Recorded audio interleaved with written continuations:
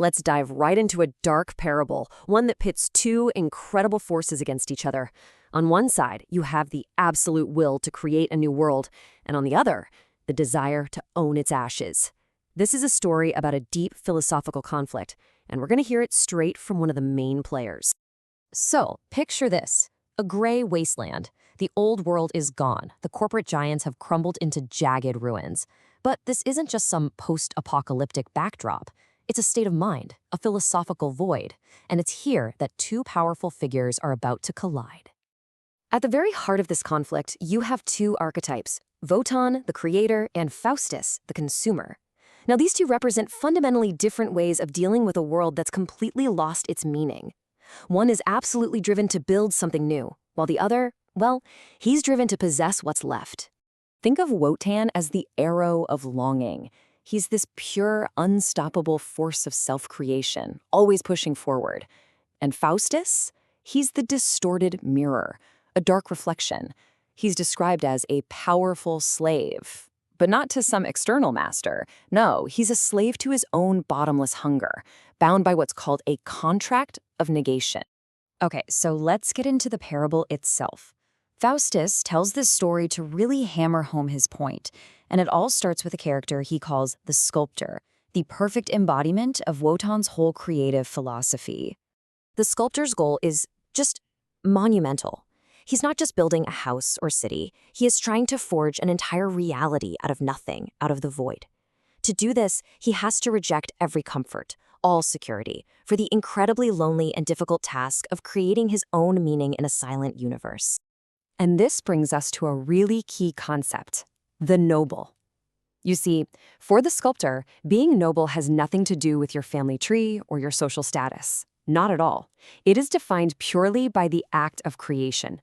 To be noble is to be the source of your own values, to literally forge your own laws from the raw fire of your own willpower. But here's the catch, and it's a big one. This so-called terrible freedom comes at a massive cost.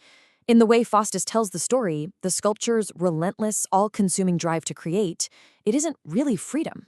It's its own kind of slavery. It's a cage that he built for himself. And now the parable introduces our second character. If the sculptor's all about creation on some lonely mountaintop, then the shadow is all about consumption, down in the valley. And yeah, you guessed it, this is the stand-in for Faustus himself. This right here gets to the core difference between them.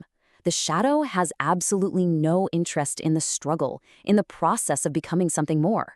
His ambition is way more pragmatic, much more direct. Why create? Why struggle when you can simply possess what's already there? Now, from the shadow's perspective, being ignoble isn't some kind of moral failing. It's a strategic choice. It's the fast track to power without all the exhausting, backbreaking work of creation. It's about ruling the comfortable ruins instead of facing the harsh emptiness of building something from scratch. This is the crucial point.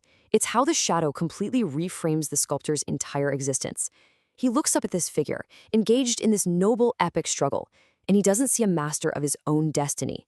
He sees the ultimate slave, a slave to his own need to create. All right, so now these two worldviews finally collide. The parable brings them face to face for a philosophical duel over what power and nobility even mean anymore. So the sculptor makes his ultimate stand. He claims that true nobility is to embrace the eternal recurrence, this idea that you would choose to live your exact life with all its struggle and pain over and over again forever. For him, that's the ultimate affirmation of meaning. And here it is, the devastating comeback. The shadow doesn't just disagree, he laughs at the very idea.